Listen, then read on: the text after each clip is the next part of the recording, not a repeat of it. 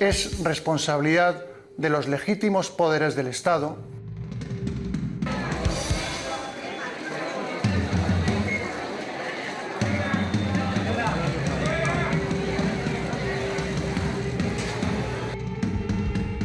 asegurar el orden constitucional y el normal funcionamiento de las instituciones.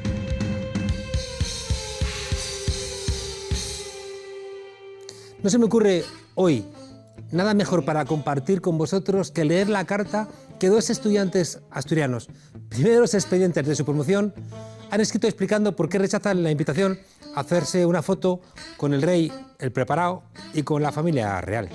Llama la atención que Pablo Casado, al que le han regalado la carrera de Derecho y que debiera estar juzgado por las mamandurrias de su máster, grite ¡Viva el rey! Cada vez que tiene que dar explicaciones, mientras que estos estudiantes, los mejores en nuestro país, prefieran quedarse lejos de esa farsa a mayor gloria de los reyes de España.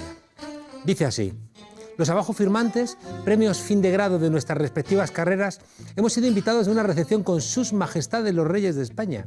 Como también ya va siendo costumbre, queremos unirnos a aquellas y aquellos que, en público o en privado, han rechazado tal invitación en años anteriores. ¿Qué lleva a un estudiante premiada por su excelencia académica a rechazar participar en un acto con la máxima autoridad del Estado? En primer lugar, consideramos que el evento de los premios Princesa es usado todos los años para hacer un lavado de cara a una institución como la monarquía, que cada vez representa a menos personas, sobre todo a las generaciones más jóvenes. Los evidentes casos de corrupción, su relación con dictaduras y ventas de armas o el origen franquista de su implantación en nuestro país no hace sino negar su legitimidad. Nosotros no vamos a atender una invitación de unas personas con estas características que solo quieren hacerse una foto utilizando nuestro esfuerzo y el de nuestras familias durante años para tapar sus vergüenzas. En segundo lugar, aquellos que nos invitan a sacarnos una foto con los reyes de España trabajan todos los días, incansablemente, para impedir nuestros sueños y los de miles de jóvenes de familias humildes. Estamos hablando de banqueros como los Botín, evasores fiscales como los Masabeu o los Cosmen, donantes ilegales del PP como Villar Mir y otros destacados miembros de las élites económicas y empresariales de Asturias y del Estado español, miembros del patronato de la Fundación Princesa de Asturias. Esta fundación es la organizadora de los premios, pero la realidad es que actúa de facto a modo de corte real empresarial de los Borbones, siendo muchos de ellos responsables del aumento de las desigualdades sociales, de la progresiva elitización y privatización de la universidad pública y del sufrimiento de muchas personas. Ni somos ni nos creemos mejores que nuestros compañeros y compañeras de promoción por tener las calificaciones más elevadas, al contrario. Creemos en una educación integral que forme mujeres y hombres libres, iguales en derechos y oportunidades y participantes en la construcción de una sociedad más justa y equitativa. Únicamente utilizamos este altavoz mediático para poder manifestar que nos negamos a entrar en un juego en el que se nos usaría como floreros de una institución a la que, lejos de rendirle honores, saludos o vasallaje, no debemos nada, ni siquiera el respeto. Lo único que les podemos decir es que los miles de millones que los miembros del patronato de la Fundación evaden en impuestos o los miembros de la monarquía que roban podrían bien ser invertidos en conseguir una universidad realmente pública y gratuita donde nadie quedara fuera por no poder pagarla. En generar oportunidades para construir un futuro digno para los miles de jóvenes asturianas y asturianos que se ven obligados a emigrar. Unos servicios sociales públicos bien dotados de recursos y personal para atajar las enormes desigualdades sociales existentes en nuestro país, o una educación sexual con perspectiva de género que erradicara el problema social de las violencias machistas, las cuales, desgraciadamente, sufrimos incluso en nuestra propia universidad, como el caso del infame profesor de psicología condenado por comentarios y actitudes sexistas. Nuestro lugar ese día, con todo el respeto a los y las premiadas, será en la manifestación que todos los años la Asturias Real celebra enfrente de la gala para decirle a quienes intentan conservar sus privilegios a costa de la mayoría social que Asturias no rinde pleitesía ni a fartones ni a borbones. Diego Fernando Fernández, Premio Fin de Grado de Pedagogía, y Juan Martínez Hernández, Premio Fin de Grado en Psicología. Bien, muchachos, bienvenidos a la frontera.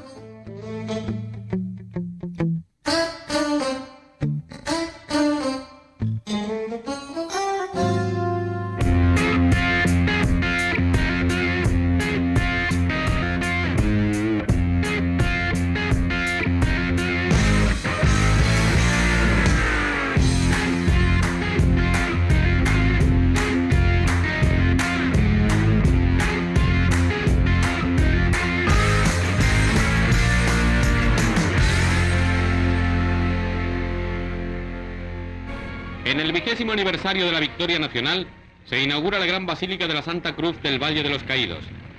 Ante la inmensa representación de toda España, llega su excelencia el jefe del Estado, que se dirige a la entrada de la cripta. Interesa que inculquéis a vuestros hijos, afirma el generalísimo a los hombres reunidos en el Valle de los Caídos, y que proyectéis sobre las generaciones que os sucedan la razón permanente de nuestro movimiento para que cumpláis el mandato sagrado de nuestros muertos. Un mandato ese que siguen al pie de la letra Albert Rivera y Pablo Casado. Para este par de gemelos de brazo en alto, sumar a Franco es fracturar la sociedad. Mejor no tocar nada, dejar todo como está y seguir mintiendo a las generaciones venideras. Siempre la misma idea. Cuentan su historia y si les demuestras que es falsa, dicen, no toquemos el pasado. El problema está en que ya estamos en 2018 y eso de la reconciliación y la transición, hombre, pues ya no cuela. Según una encuesta realizada en las televisiones hace tan solo un par de meses, la mayoría de los españoles estaba a favor de exhumar a Franco e ilegalizar su fundación. La gente es que está harta de cuentos chinos. El Valle de los Caídos ni es reconciliación ni es concordia. Es un mausoleo fascista, construido a mayor gloria de un fascista, de la gente que se sublevó en el año 36 contra un gobierno legítimamente elegido. Es un atentado contra la libertad y un atentado contra la democracia. Es un golpe de Estado puro y duro representado en piedra, en la sierra. Un golpe apoyado, por supuesto, en su momento por Hitler y por Mussolini, mientras el resto de potencias europeas, esos del Comité de No Intervención, desgraciadamente, miraban por otro lado. ¡Ay! Si no hubierais metido la pata, no hubieran bombardeado Londres.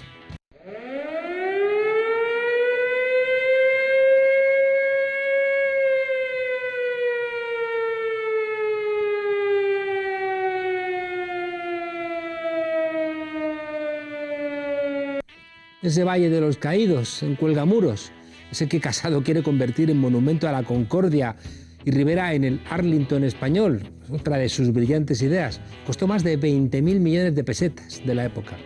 20.000 millones en unos años de posguerra, donde los españoles no tenían ni para comer. En Madrid no había gatos, se los comía la gente. Vamos, se morían literalmente de hambre entre cartillas de racionamiento y los que podían sobreviviendo con el extraperlo. Un tiempo en el que, según el comisario de Derechos Humanos del Consejo de Europa, hubo más de 100.000 desaparecidos, y entre ellos casi 31.000 niños y niñas, cuya identificación fue modificada para entregarlos a familias del régimen. Para conmemorar todo aquel genocidio, lo que Franco llamaba la gloriosa cruzada, santificado por una iglesia igualmente fascista, había que construir un monumento que perdurara en el tiempo. Algo parecido a lo que hizo Felipe II en el Escorial, para perpetuar la victoria de San Quintín y para perpetuar su propia memoria. Malditos megalómanos. Franco convocó un concurso de ideas, pero no sirvió para nada. No le convenció el diseño que le presentó tampoco Pedro Muguruza, que era su director general de arquitectura. El mismísimo Franco llegó a crear un boceto con la imagen de la cruz para mostrar cómo deseaba que fuera el monumento. ¡Qué sensibilidad! Al final, y tras sucesivos fiascos, tuvieron que recurrir a Diego Méndez, arquitecto de la Casa Civil de Franco y alumno del anterior, de Muguruza. ¿Cómo lo construyó? Pues con un poquito de Mussolini por aquí, un poquito de Hitler con Speer por allá, y bueno, todo eso, pues listo. Las obras comenzaron en el año 40 y concluyeron en 1958. En su construcción participaron, os van a sonar, empresas como Dragados y Construcciones, que hoy es ACS, la de Florentino y Huarte, que hoy es OHL de Villarmir. Empresas que se beneficiaron del trabajo de más de 20.000 presos políticos. En Alemania pidieron disculpas e incluso resarcieron a las víctimas. Aquí da todo lo mismo. Sangre, sudor y lágrimas de unos esclavos cuyo único delito era haber defendido al gobierno legítimo de España, contra el que se levantaron unos militares traidores. A las muertes por las malas condiciones de trabajo y el agotamiento se sumaron las que produjo la silicosis por las obras de las criptas. Un ejemplo más de lo que ellos entienden por reconciliación nacional. Y he aquí que la España de Franco les ofrece a estos hombres la revalidación, la dignidad que tenían perdida. Si volaron un puente, ahora lo reconstruyen. Si derribaron una casa, la levantan ahora. Y los que eran despojos humanos deberán a España su regeneración. Franco estaba tan obsesionado con la construcción de su mausoleo funerario que visitaba con frecuencia las obras. Supongo que le debía excitar ver a los presos republicanos allí convertidos prácticamente, ¿no?, en caminantes de la muerte.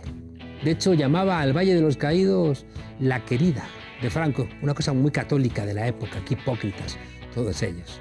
Mantener el Valle de los Caídos cuesta hoy a los españoles casi 2 millones de euros al año.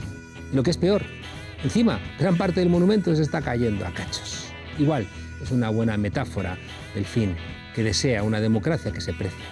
¿Qué hacer entonces con esta fábrica de exaltación franquista?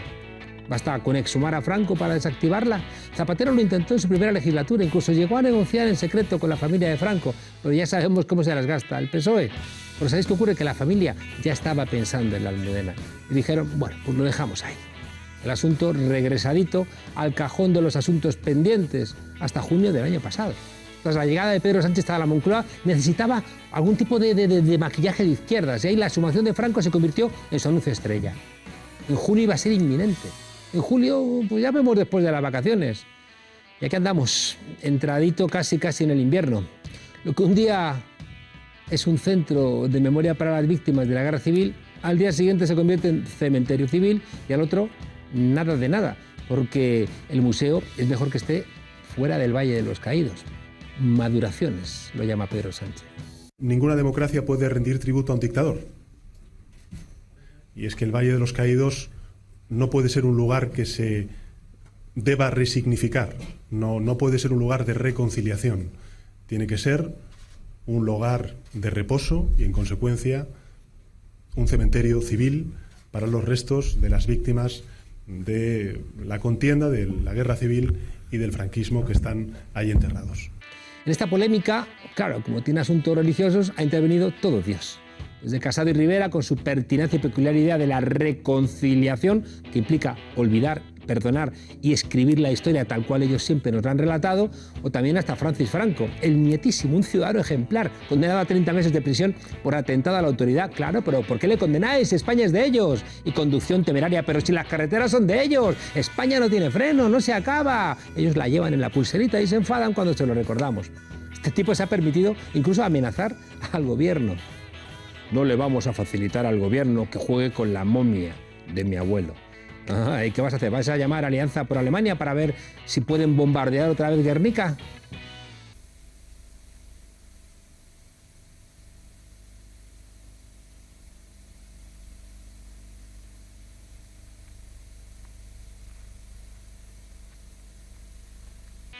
Para algunas cosas, nuestras tragaderas aquí en España parecen infinitas.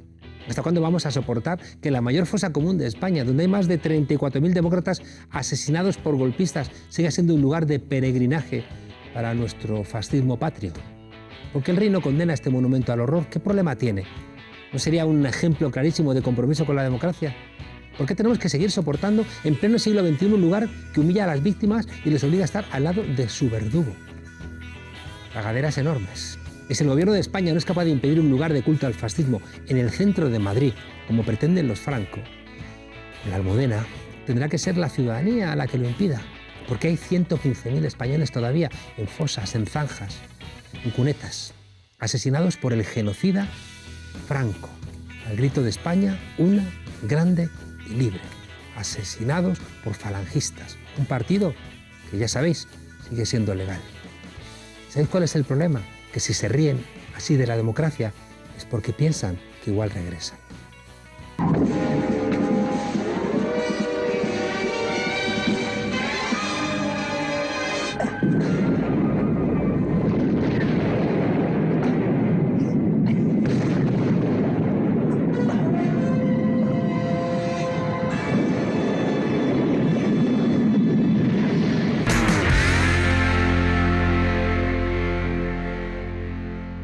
Encarna de noche para todos los amigos del mundo. Dígame. Pedro Sánchez amenaza con querellarse a los medios críticos, mientras usted y la señora Delgado utilizan los perfiles oficiales de los ministerios para atacar a la oposición y para hacer propaganda electoral. Señora Calvo, de una vez por todas, coordínese ya, coordine Moncloa, Waterloo.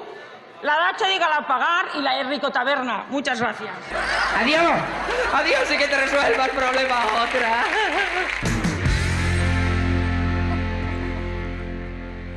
La sumación de Franco lleva camino de convertirse en un culebrón, casi tan largo como el de Villarejo. Patricia López, buenas noches. Buenas noches. Que en el audio titulado El Tinglado forma parte de una serie de audios en los que descubre su merced una nueva red delictiva del comisario Villarejo. Bueno, digamos que estamos exponiendo poco a poco con los audios exclusivos que vamos a sacar en público en los próximos días. Hemos empezado esta semana y seguirán esta semana y la semana que viene. Mañana por la mañana sacamos una exclusiva y hoy damos un poco de esos audios hoy en exclusiva aquí en tu programa. Explicamos el modus operandi de Villarejo. Pero vamos a explicar bien cómo es la cosa, ¿no? O sea, ¿cómo es la cosa? Cómo Villarejo comete delitos que luego sus súbditos y en los medios de comunicación nos venden como si este señor luchara por sacar a flote la corrupción y lo único que hace es ocultarla, infringir la ley y trabajar en beneficio propio y de sus clientes. O sea, la idea es que hay una grabación donde José Luis Pérez, ¿no?, conocido por Getafe Gate, quiere estar denunciando un delito de corrupción a un agente de la UDEF, pero en realidad no es un agente de la UDEF, sino que es un socio de Villarejo. Exactamente. Y eso es un delito. Eso es un delito, porque hacerte pasar por funcionario público es un delito que la policía debería meter mano en ese asunto, pero es más grave aún cuando encima parece estar acreditado en la investigación Tandem que ese grupo, esa organización criminal que dirigía Villarejo junto con esta persona que es su socio y que también está siendo investigado, aunque todavía no ha sido imputado en la causa, tenían como clientes a las personas sobre las que le están intentando sacar información a este denunciante de corrupción que se llama José Luis Pérez, que se hace llamar Getafe Gate y que sus investigaciones sobre empresarios catalanes muy conocidos, incluidos los hermanos Cierco en este caso, dueños de la banca privada de Andorra, han sido reproducidas en periódicos muy importantes internacionales, incluido por ejemplo el New York Times. ¿Tenemos las grabaciones? Tenemos las grabaciones. Vamos a escuchar. Una cuestión de la declaración de Higiene y Cierco, de todo el tinglado este que se ha organizado falso, que es desmontable además fácilmente, porque han mezclado todo y la intervención de la BPA es una colaboración internacional con Estados Unidos desde anticorrupción. Pues hay un tinglado que es cuando él dice que es que tenía miedo y que no ha vuelto a poder jugar con sus hijas. Has estado dando servicios bancarios a las mafias más importantes y más peligrosas del mundo, como es el caso de la rusa, las chinas, los venezolanos, colombianos, mexicanos, ¿y no has tenido miedo mientras tanto? Sí, bueno, escúchame una cosa, José Luis. Bueno, ahora como hacía tiempo que no lo veíamos, además habías tenido tú el programa que tuviste y tal, ahora vamos a ver si retomamos un poco la relación y nos vemos personalmente. Cuando hay alguna cosa me llamas para poder hablarlo y si es necesario o es interesante, pues vernos incluso. Vale, con eso ya sabes que es el problema cuando quieras. Vamos a explicarlo. A explicar quiénes son cada uno de los ¿Quiénes actores. cada uno de los personajes? Esta persona que dice, bueno, cuando tengas alguna información me llamas, se hace pasar por Andrés García, agente de la Unidad de Delincuencia Económica y Fiscal, ¿no?, de la UDEF. En realidad se llama Antonio Jiménez Raso, es socio del comisario Villarejo y fue detenido en una operación de narcotráfico en el puerto de Barcelona. Esta persona que acaba de descubrir, gracias a las informaciones de público, que quien él pensaba que era el periodista Javier Hidalgo resulta que es el comisario Villarejo, pues deposita su confianza en este señor, supuestamente Andrés García, agente de la UDEF, puesto que si se lo ha presentado un comisario de policía, será que es verdad que es agente de la UDEF, y resulta que no, que es doble engaño, no es agente de la UDEF, es socio de la empresa privada de Villarejo. Le está contando información que él ha investigado sobre los hermanos Cierco de la banca privada de Andorra, que son muy importantes no por ellos mismos, sino por el caso Pujol. Se supone que estos son los que proporcionan a la policía la cuenta bancaria donde la familia Pujol evade los capitales robados en Cataluña, ¿no? Y entonces, en realidad, como se demuestra en otro audio que ahora vamos a mostrar, Villarejo no le interesa para nada sacar la corrupción de la familia Pujol y de los hermanos Cierco a la luz. Lo único que le interesa de todo lo que le pueda sacar esta persona es joder al único comisario que ha sacado la corrupción del comisario Villarejo a la luz, que es el excomisario de Asuntos Internos, Marcelino Martín Blas, que destapó todo el tinglado mafioso. O sea, tenemos el falso policía de la UDEF, que es el Antonio Jiménez Raso, socio del comisario Pero bueno, vamos Villarejo. a llamarle... Ahí se presenta, lo hemos subtitulado como Antonio. Vale, García, sí, ¿no? Antonio. Antonio habla con José Luis Pérez, denunciante de corrupción. Que es un denunciante, ¿no? Y de alguna manera lo que está buscando Antonio es obtener información de este denunciante para entregársela a Villarejo y que Villarejo pueda utilizarla contra ese comisario que está criticando el comportamiento de Villarejo. Utilizarla contra ese comisario y utilizarla para sacarle dinero a unos posibles clientes que son los dueños de la banca privada de Andorra. Digamos que cuando tú en este negocio de la información y de los gabinetes de crisis, una de las maneras para tú conseguir un cliente es decir, yo sé que te van a denunciar por esto. Si tú me contratas, yo te paro al denunciante. Por entonces me he perdido un poco. Has mencionado a García Castaño, ¿no? Que Villarejo quería ir contra García Castaño. No, contra el comisario Marcelino Martín Blas. Contra García Castaño en esta ocasión lo dejamos contra Marcelino Martín Blas, que era la persona que le había sacado a relucir, y esa que en Villarejo... Pero aquí lo que no entiendo es aquí dónde aparece Marcelino Martín Blas. Ahora, en este otro audio que vamos a escuchar, ¿por qué? Porque Villarejo acusa a Marcelino Martín Blas de haber conseguido... el comisario Villarejo se alía con los hermanos Cierco para acusar a Marcelino Martín Blas de extorsionarles para conseguir la cuenta de los Pujol. Y lo que está contando en este audio que acabamos de escuchar José Luis Pérez es qué tinglado mentiroso estáis montando si la operación contra los hermanos Cierco no la monta Marcelino Martín Blas, está montada por la Fiscalía Anticorrupción en los Estados Unidos porque blanqueáis dinero del cártel de Sinaloa, de las peores mafias. ¿Cómo le estáis echando la culpa a un comisario de Asuntos Internos cuando esta operación es otra cosa que nadie tiene que ver? ¿Por qué se alían los hermanos Cierco y el comisario Villarejo contra Marcelino Martín Blas? Pues porque quieren esconder un negocio mucho más oscuro, que es el blanqueo de capitales para mafias internacionales y, sobre todo, por lo que vamos a escuchar en el siguiente audio de boca del propio Villarejo, porque lo único que le interesa a Villarejo no es denunciar a las mafias internacionales, ni siquiera a la corrupción de la familia Pujol, es denunciar al comisario Marcelino Martín Blas. ¿Por qué? Porque ha sido el primer comisario en España que se ha atrevido a investigar el emporio mafioso de Villarejo y sus acólitos. Vamos a escuchar entonces a Villarejo. Don Manuel. Sí. Buenos días. ¿Cómo estamos? Sí, no te pillo. Soy José Luis Pérez. Hombre, joder, ¿cómo estás? ¿Cómo estás? No te había identificado. ¿Qué tal todo? Ya evidentemente ya sabes que sé quién eres, ¿no? Que evidentemente creo que ya sabes que sé quién eres, ¿no? Sí. Pero dime. Oye, comentarte un temilla, ¿vale? A ver, sabes que yo estoy muy metido, ¿vale? Sí. Con el tema de Col, que es mi prioridad, con el tema de la Junta del Barça y con el tema del Banco de los Ciercos, ¿vale? Ajá. Y sé que con el tema del Banco de los Ciercos estás tú ahí metido. Entonces, sabes que yo no tengo nada contigo, pero sabes también que voy a defender lo mío a muerte. Pero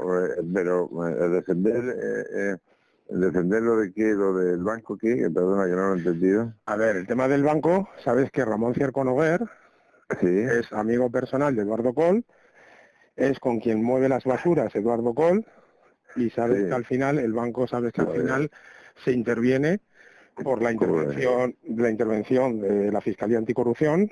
Pues jodedor. O sea, yo en este tema lo único que quiero es colaborar con la justicia para joder a un delincuente que se llama Marcelino. La verdad me toca los cojones. Sí, si lo sé. A ver, está claro que hay que tener un poco un curso avanzado de cloaca, ¿no?, para entender estos audios, pero el denunciante de corrupción, que es una persona que tiene un curso avanzado de la corrupción que hay en torno a la BPA, ¿no?, lo que está diciendo es que él se acaba de enterar de que le han tomado el pelo a lo largo de los años, que él lleva denunciando una corrupción en torno a la BPA ante una persona que pensaba que era banca privada de Andorra, ante una persona que pensaba que era un periodista, Javier Hidalgo, del periódico El Mundo, que pensaba que le había presentado unos agentes de la UDEF, que iban a cursar esa denuncia de corrupción. Se acaba de enterar años después, 2 años después, de que es mentira, de que esa persona es un comisario de policía. Pero seguramente salían en El Mundo informaciones. Exacto. Entonces es a lo que vamos, que Villarejo y sus informaciones del Mundo, de Eduardo Inda, del Español, del Confidencial, de Pedro J. Ramírez y de otros medios de comunicación nos han vendido la historia de que el comisario Villarejo ha destapado el caso Pujol, el comisario Villarejo lo ha hecho todo por lo legal y el comisario Marcelino Martín Plas ha extorsionado a los dueños de la banca privada de Andorra, y el denunciante de corrupción, que se sabe todo muy bien, lo que dice es que ni el comisario Martín Blas ni el comisario Villarejo, que aquí ha sido la Fiscalía Anticorrupción, Estados Unidos, los que han ido por la banca privada de Andorra, y lo que están montando es un tinglaete para arreglar sus rencillas personales, y Villarejo al final le confiesa que a él le da lo mismo todo, que lo único que quiere joder es al comisario que ha ido a por él. Entonces, digamos que nuestra función un poco de esto es intentar demostrar que lo que nos están vendiendo de que la policía persiguió la corrupción es mentira, hizo negocio con ella. Claro, hay una cosa preocupante, ¿no? Uno viene a Villarejo y monta un prostíbulo para grabar a jueces o quienes Pero se acudieran quedó a él. con ella, porque es que este pobre hombre, Pérez, que lleva muchos años y ha sufrido mucho por denunciar la corrupción, jamás recibió ninguna llamada de la policía para cursar sus denuncias. Y esto, en las investigaciones, en los siguientes audios que vamos a sacar y que constan en la operación Tándem, se demuestra cómo Villarejo y García Castaño ocultaron conscientemente y en connivencia con miembros del Partido Popular investigaciones importantísimas de corrupción. No les dieron trámite. Y seguramente, eso lo sabrás tú mejor que yo, si Gutiérrez ha estado aguantando todo este tiempo, seguramente es porque vería algo publicado en algún periódico. Diría, es verdad que estoy hablando con periodistas. Hombre, a Pérez, porque algo sale. Lo que le ha dado oxígeno es que sus investigaciones se han publicado, te digo, en el New York Times, en periódicos de Brasil. No me refiero a eso, José Luis Pérez, ¿no? Sí. No, me refiero que si él habla con Villarejo, pensando que es un periodista del Mundo, que se llama Hidalgo, Sí. Después él tendrá que leer algo en el Mundo firmado por el Hidalgo ese que le haga pensar que lo que le está contando a este hombre sirve para algo. Bueno, a él le doran la cabeza entre el supuesto agente de la UDEF, Victoria Álvarez, la ex amante de Jordi Pujol Ferrusola, Javier Hidalgo, una serie de gente que le envuelven hasta que de repente estalla todo. Digamos que le tiran 2 años. Tiene unos enemigos muy poderosos, Pérez, en España, la verdad. Él se ha salvado porque internacionalmente le han hecho caso, pero en España le han intentado hundir. Y te decía que es como preocupante, ¿no? Villarejo, ya digo, prostíbulo donde graba a gente de la justicia, tiene colaboradores a los que hace pasar por miembros de la policía o de cualquier otro cuerpo o fuerza de la seguridad del Estado, tiene conexiones, ¿no?, con Inda, con las cloacas del periodismo. Quizás eso también explica, ¿no?, pues cosas como hemos comentado aquí, la nula disponibilidad del PP y del PSOE a que Villarejo fuera a declarar en una comisión de investigación en el Parlamento. Hombre, es que los audios que están en Tándem y los cuales se está levantando el secretario de sumario dejan en muy mal lugar a miembros con nombres y apellidos muy destacados, tanto del Partido Socialista como del Partido Popular. O sea, la catarsis va a ser obligatoria en el momento que se empiecen a hacer públicos esos audios que ya están saliendo del secreto de sumario. Y los va a publicar público. Público, espero que no seamos los únicos. Enhorabuena. Muchísimas gracias. Muchas gracias, Patricia. Este es el país que tenemos. Tú, Lolo, si te atreves, dispara. Me encanta la falange total. La falange española. Sí, de las Hons. Y de las Hons. Bueno, ahí también me cago yo. Yo me cago también. Soy falangista.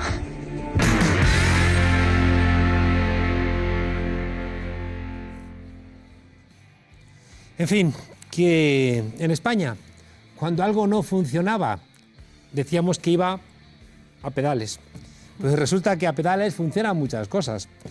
Hace 3 años, en 2015, 2 jóvenes españoles, Isabel y Carmelo, dejaron sus trabajos en Madrid y emprendieron un viaje de esos que les cambia la vida a los que lo hacen, a los que se lo cuentan y esperamos que también a ustedes que están escuchando. Un viaje diferente, largo, un proyecto personal, Cinecicleta. Estos dos valientes cogieron sus bicicletas y se fueron a recorrer el continente africano durante 25 meses y con un objetivo que recuerda a La Barraca, pero en el siglo XXI, promover el cine. ¿Cómo estáis? Muy bien, muy a gusto. Muchísimas gracias por estar aquí con nosotros. 14 países, 18.000 kilómetros, 216 proyecciones. Salisteis de Madrid en agosto de 2015 y llegasteis a Madagascar en agosto de 2017. Un sistema medio simple, ¿no? Contadnos. Bueno, lo que teníamos nosotros era un cine que funciona a pedales, es decir, que necesitábamos la energía del público para que, pedaleando, generara la electricidad para poder pues, hacer realidad el cine y así entre ellos y nosotros pues, podíamos pasar una noche agradable de cine.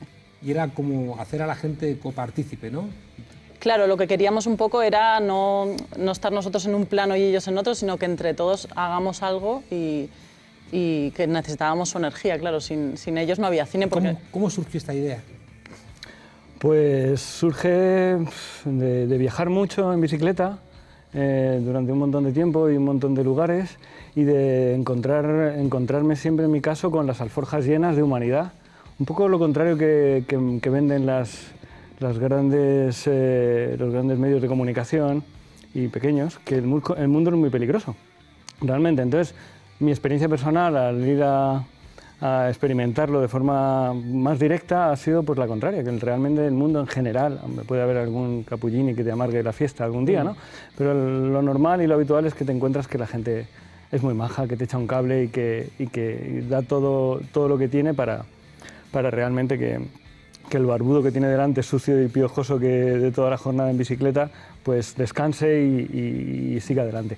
Entre eso y las misiones pedagógicas de la Segunda República, que también fueron una inspiración, gracias a unas fotos de José Valdelomar, realmente pues, fue lo que hizo que saliéramos a la carretera en busca de... Bueno, todo esto hay que decir que es una excusa fantástica para hacernos un gran viaje, que es lo que nos gusta, que es viajar en bicicleta. Qué bueno. Esto que has contado, recuerdo que me hice un trozo del camino de Santiago en invierno, diciembre, con nieve, desde Roncesvalles. Recuerdo que en el camino me encontré a un tipo viajando, ¿no? Y yo tenía la idea de esa torpe idiota, ¿no? De que cuando se te acerca alguien es que quiere algo, y era al revés, ¿no? O sea, quería darme lo poco que tenía, ¿no? O sea, que es verdad que eso que dicen las abuelas sabias, ¿no? Que cuanto más das, más recibes... Lo aprendes dando. Sí. También lo decía cinematográficamente Manolo Summers, todo el mundo bueno. Sí. Oye, dejasteis vuestros trabajos para hacer el viaje. Eso requiere coraje. Bueno, ahora nos parece que lo que requiere coraje es quedarse aquí con una hipoteca, un trabajo fijo y que lo fácil es irse, ¿no? Pero bueno, sí, la verdad es que dar el paso ese de dejar tu estabilidad para ser nómada da un poco de vértigo, ¿no? Pero la verdad es que cuando lo haces sientes una libertad y soy dueño de mi tiempo que es impagable eso. Oye, ¿llevabais películas? ¿Cómo funcionaba? ¿Qué películas llevabais? ¿Cuáles decidíais exhibir? Las películas las llevábamos en un formato USB, llevábamos un montón. Veníamos con películas cedidas por algunos directores y directoras españoles, franceses, marroquíes. Estuvimos unos meses antes en un festival de cine panafricano internacional en Burkina Faso, que se llama el FESPACO, y ahí bueno, pues fuimos recopilando films de varios países en África para intentar pues, llevar la propia cultura en cada país. Y luego teníamos contacto con cineastas en cada país que visitábamos para que intentaran nutrirnos de películas y así no poner solo cosas nuestras o cosas de nuestra cultura, sino que fuese también de la propia cultura africana. Hay un elemento ahí como que me parece muy relevante. O sea, ya es mágico, ¿no?, que de repente llegues a un pueblecito y proyectes, ¿no?, una película. Pero si encima le cuentas a la gente esto va a funcionar si pedaleáis, ¿no? De alguna manera ellos saben que eso va a tener lugar solamente si hay algún tipo de colaboración y eso de alguna manera reinventa, ¿no?, el cine, lo acerca a una suerte de teatro, ¿no? Sí, eres más que un espectador, es como un espectador activo Y bueno, la verdad es que muchas veces causaba más expectación el hecho de tener que pedalear que la propia película, que la gente se amontonaba al lado de la bicicleta y era como, no, pero mirad la película. Y era como casi lo más vistoso, no, queremos pedalear. Allí siempre, vamos, voluntarios no faltaban. Qué bueno. ¿Y las películas tenían más éxito, menos éxito, algunas en concreto, dependiendo del lugar? ¿Cómo es esa experiencia? Lo que siempre tenía mucho éxito, estamos hablando de aldeas, de zonas rurales muy pobres, sin sistema de agua ni de electricidad, por supuesto. Se proyectaba en paredes de sí, lo que hubiera, ¿no? Intentábamos buscarlo un par de árboles o... Llevábamos pantalla. Llevábamos una pantalla que intentábamos instalarla entre dos árboles o en una pared que hubiese en la aldea. Y realmente lo que más resultado daba era grabarles anteriormente durante el día, cuando había confianza de la convivencia con la familia, entonces grabábamos y luego lo poníamos en pantalla grande delante de todo el pueblo. Eso era un exitazo seguro, eso era el hit total. Eso era como hacer un periódico local. Claro. Total. Verse en pantalla grande era como todo el mundo se señalaba y bueno, luego el cine mudo también. Sí, hay que tener en cuenta que había gente que tenía muy poco bagaje cinematográfico, entonces poner cosas muy básicas de cine pues resultaba alentador volver a ponerlas al día siguiente, porque es que triunfaba y había 3-4 generaciones entre el público y todos se destornillaban. Hay algo ahí, ¿verdad?, de lenguaje claro. universal, ¿no? Exacto. Que se entiende en todas las culturas.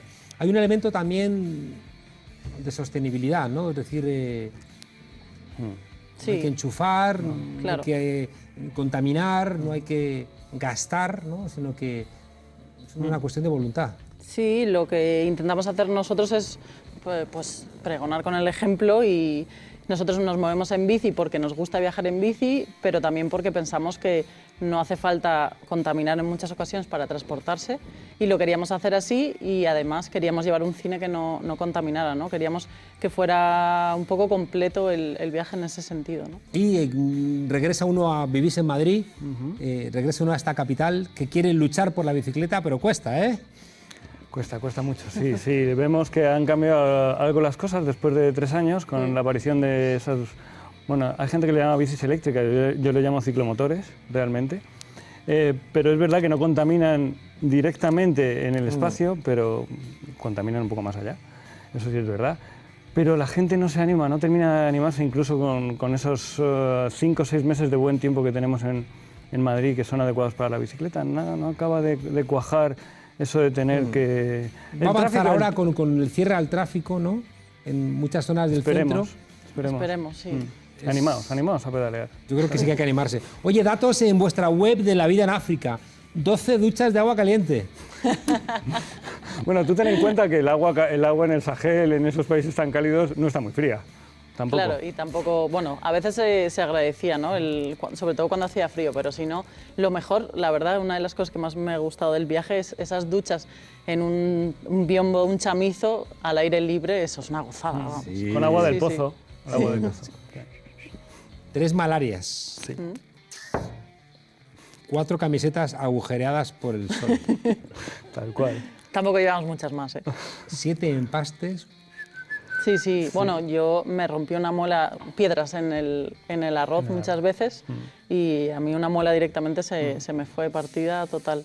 Había que tener cuidado. De hecho, a veces encontramos incluso tornillos. Un tornillo en el arroz. Tiene mucho hierro. Sí. Y 23 libros leídos. Sí.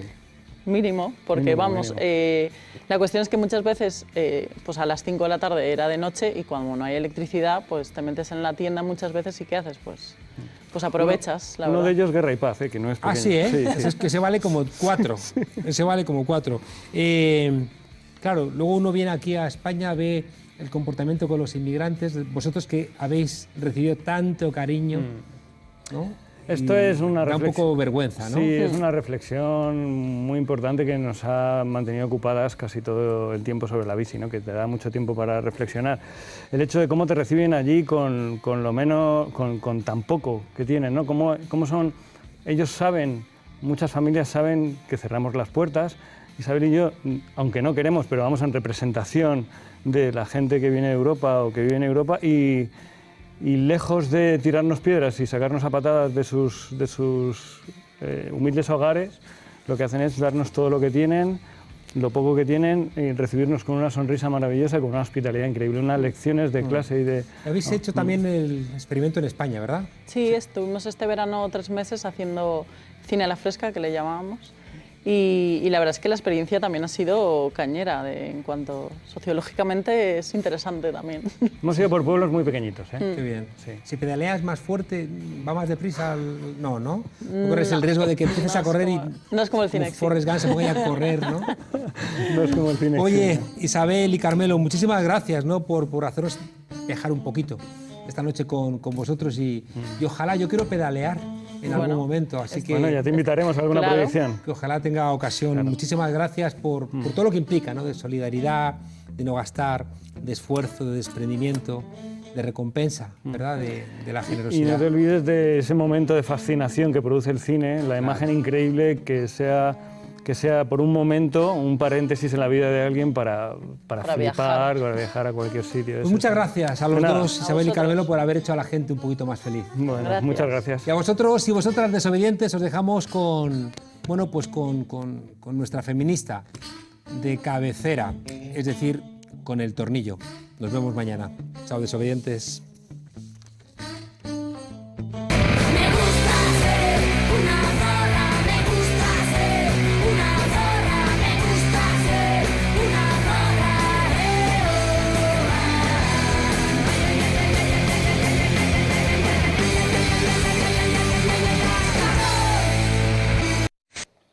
Bienvenidas al Tornillo, el microespacio feminista en la frontera. Hoy vamos a hablar de la libertad de expresión. Pero si no hay nada que hablar, la libertad de expresión es que todo el mundo puede decir lo que le salga de los cojones. ¡Y punto!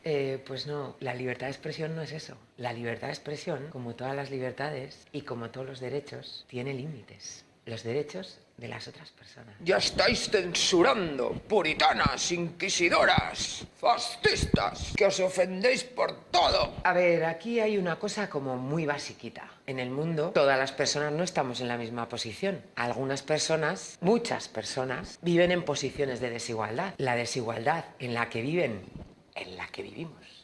Todas esas personas es artificial, es construida. La hemos creado con nuestras acciones, con nuestra pasividad ante las acciones directas de otras personas o con opiniones que legitiman las acciones directas que generan las desigualdades. Así, obviamente, cada persona puede decir lo que le dé la gana, pero apelar a la libertad de expresión haciendo creer que no tiene límites es una trampa. El límite a la libertad de expresión es el odio. ¿Y qué pasa? ¿Que no puedo odiar a quien me salga de los cojones? Sí, puedes odiar a quien tú quieras, pero que no se te olvide que el odio está detrás de casi todas las desigualdades. Y expresar públicamente opiniones que legitiman las posiciones de desigualdad de grupos vulnerables, oprimidos, explotados o violentados, pues no es un ejercicio de libertad, es insultar y es legitimar las violencias y las desigualdades. O sea, que por ejemplo, llamarle a alguien votante de Vox, intelectual de Ciudadanos, currela del PP, hijo de cura, no está bien. A ver, pues bien. De todas maneras, lo que esté bien y lo que esté mal no nos importa, porque es un código moral subjetivo y maniqueo que no nos interesa. Estamos hablando de libertad, y el ejercicio de libertad siempre tiene que ir de la mano de la justicia. Cuando expresas ideas que refuerzan los discursos del odio y que van en contra de los grupos vulnerables y oprimidos, no estás siendo libre, estás siendo facha. Y por mucho que lo parezca ahora, ser facha no mola. Porque son la gente que cree que tiene derecho a tener privilegios y que la culpa de que no los tenga siempre es de los grupos vulnerables y que por eso les puede odiar, porque es libre para el odio. Los discursos machistas, racistas, homófobos, lesbófobos, transfobos, anti-inmigración, antipobres, contra los pueblos sin Estado, esos discursos no los hacéis porque sois libres, los hacéis porque sois fachas, machistas, racistas, homófobos, lesbófobos, transfobos. Y el mundo es un poquito peor cada vez que expresáis una idea. Atacar a los poderes establecidos que tienen los recursos, el monopolio de la violencia legítima, los altavoces oficiales y el control de los extraoficiales, eso es libertad de expresión. Meterse con el gobierno, con la iglesia, con la monarquía, con la policía, con la bandera, con el capitalismo, con el colonialismo, con los hombres blancos, heterosexuales, ricos, cis, eso es libertad de expresión, porque se hace de abajo hacia arriba y porque esos grupos privilegiados no están en peligro, solo tienen miedo. Los delitos de odio del grupo oprimido al grupo opresor no existen. Os odiamos, pero no hay ningún sistema que convierta nuestras expresiones individuales o colectivas de odio en una posición de desigualdad o de opresión. Por eso no existe el sexismo contra los hombres, el racismo contra los blancos, la heterofobia y el odio a los ricos, porque lo podemos sentir individualmente, pero no tenemos a nuestro servicio ninguna clase de poder que pueda hacer que os dominemos. Y sabéis lo mejor de todo, que tampoco queremos. Hoy os dejamos con una frase de Angela Davis. En una sociedad machista y racista, no basta con no serlo, hay que ser feminista y antirracista. Hasta la próxima vez que nos dejen salir.